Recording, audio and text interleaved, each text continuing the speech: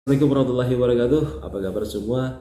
Semoga kita diberikan kesehatan dan kemudahan dalam segala aktivitas kita di hari Jumat yang penuh barokah ini. Sebelumnya saya sudah membahas tentang fundamental sales, apa yang harus dibangun oleh seorang sales. Mungkin flashback sedikit. Pertama, kita sadar bahwasanya profesi sales ini adalah profesi membantu orang lain. Yang kedua, kita punya keyakinan yang kuat. Saya yakin bahwasanya rezeki atau hasil yang Allah berikan itu adalah suatu kepastian. Kita hanya bisa berusaha dan berdoa.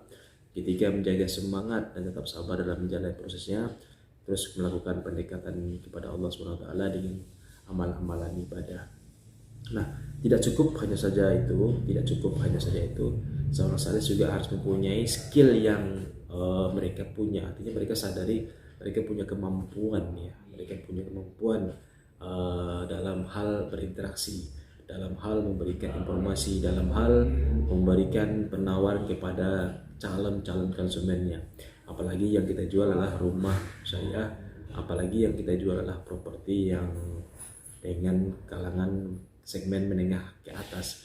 Yang pertama adalah, ya, ini bisa dicatat, yang pertama adalah kemampuan dalam komunikasi.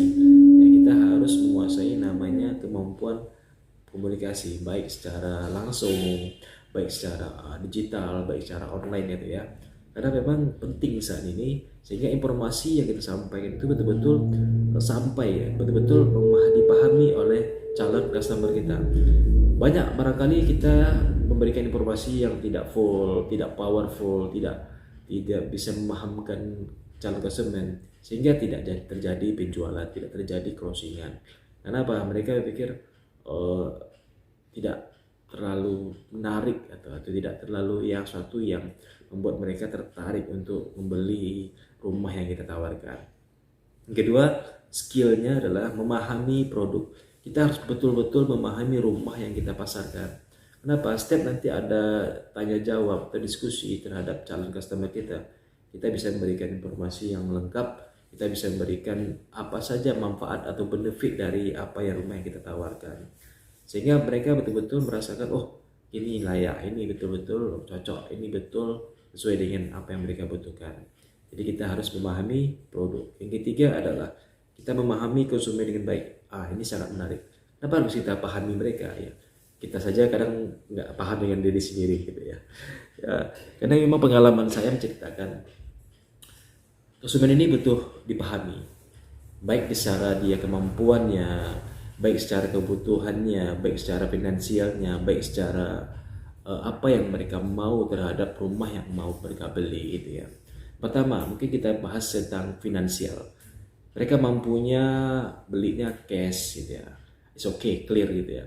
Ketika mereka maunya bertahap, kita tawarkan, kita kasih toleransi, artinya kita kasih waktu mereka untuk menyampaikan, Bapak Ibu maunya berapa, DP yang untuk disanggupi berapa. Kalau kita standarnya 30%, kita bisa dengarkan dari mereka dulu, mereka sanggupnya berapa di awal, atau mungkin DP-nya bisa dicicil gitu ya, misalnya 2 kali 3 kali ya, it's okay. Itu dalam masa toleransi atau pertimbangan kita sebagai sales yang memberikan solusi kepada calon customer kita. Yang kedua, dari segi kebutuhan desain atau kebutuhan layout atau kebutuhan berapa kamar, berapa ruang, berapa ininya, kita juga harus memahami mereka gitu. Sehingga ketika mereka beli sama kita atau mereka menggunakan jasa kita sebagai untuk bangun rumahnya, mereka betul-betul merasa dicukupkan. Mereka merasa diperhatikan. Oh, saya ini memang rumah ini memang betul-betul sesuai dengan apa yang kita mau, apa yang sesuai kebutuhan keluarga kami gitu ya. Mungkin lebih kurang seperti itu. Nah, skill yang ketiga adalah aktif mendengarkan. Jangan kita yang terlalu ngotot atau jangan kita yang terlalu banyak bicara. Biarkan, kasih customer kita itu lebih banyak berbicara.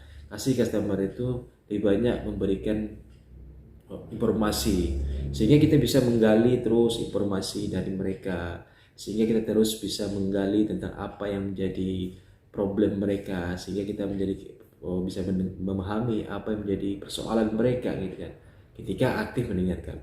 Ketika mereka menjelaskan, ketika mereka berbicara, ketika mereka memberikan informasi tentang dirinya, keluarganya, semuanya, kita menyimak dengan baik sehingga betul-betul mereka merasa diperhatikan, mereka merasa diperhatikan. Ketika mereka mendapatkan nyaman tentang itu, insya Allah mereka akan mempunyai chemistry dengan kita sebagai seorang sales. Insya Allah itu sudah dekat dengan closingan. Nah, skill yang terakhir, ini sangat penting bagi seorang sales, sangat penting gitu kan. Itu harus percaya diri, ya, percaya diri.